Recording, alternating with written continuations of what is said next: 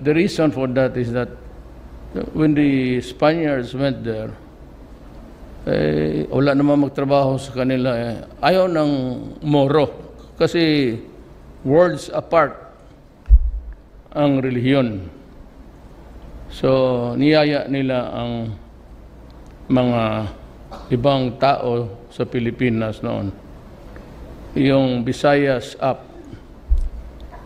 May iba pumunta Davao na may kapital. Yung iba naman, because of this sloganeering that go to Mindanao because it is a land of promise. That was before. Maluwang ang Mindanao as far as your eyes can see. But with the continued pouring of other tribes in the Philippines, at marami na rin sila, over time, sumikip ang Mindanao.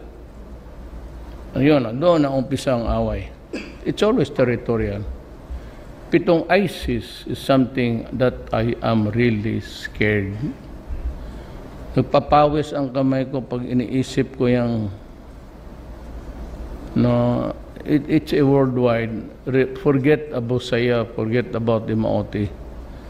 Anong kalaban natin dyan is the terrorists, the ISIS connected, at hindi ito madadala.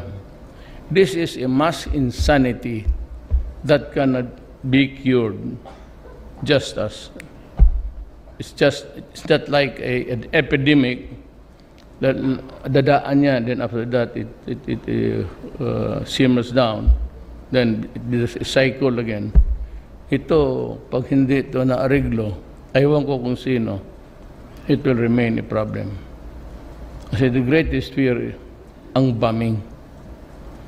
Parking ka lang dyan, pipindutin mo dito, at gagawin yan dito sa labas ng Polo, and the would start maybe in Zamboanga, Davao, Mindanao.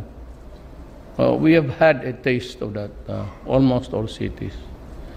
Yan ang pinaka mabigat na problema na I have to deal before I go ang itong mga komunista. Komunista is wala na talagang, I do not think that you can flog a dead horse.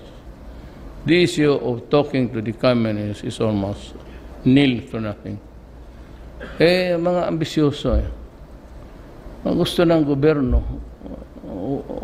ilan lang naman silang mga ideolog, matatanda na at marunong